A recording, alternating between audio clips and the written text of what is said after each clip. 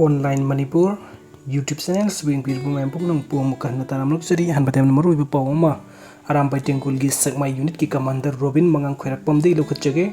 ARAMBAI TENGOL lan yaode amukti haikhre anirak suna haibirakanuko koksi puba ngamdre pokhaidoure ngarang amuk leikhidre houjikna amuk thabak pallaga sokle haina Robin mangang khairak pamna social media thadrokpa pawama na makhatari aduga mathangi update asna ARAMBAI TENGOLGI commander in chief korongan bakuman degini aigi thamoina nangbu nungsibagi phawriba ihulse kaisu leiteba rose masa kharga chocolate chigana phongdokpa yaradi nungsibinangi thongal datata haibat dampar ama rose ka chocolate ka pik thanna purak lage haithagene si dialogue sidani natai mana ken khrise nangina puroiba from sugnu bum nomui makhol marak tagini haina korongan bakuman na phongdokpiri aduga mathangi update asna lispriya ka mujamdagi lokutjage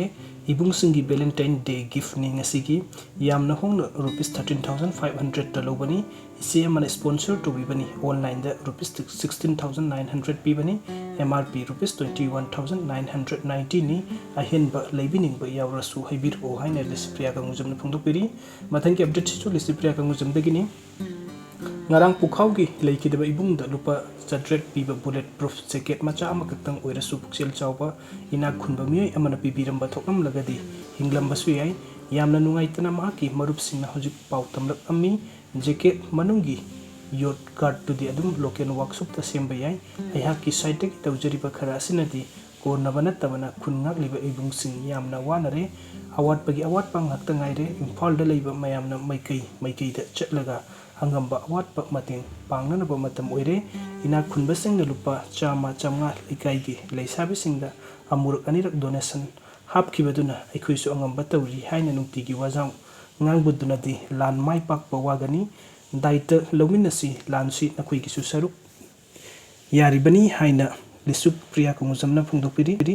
aduga mathangi update asu lispriya kumujamdagini ngarang lan pamai da maru leitrena bhairen chatkiba ibungduni ngasi machalgi yumda lakpirami mayamgi mahut chinjuduna machalna ngamjaba helmet khongup amadi atai polam khara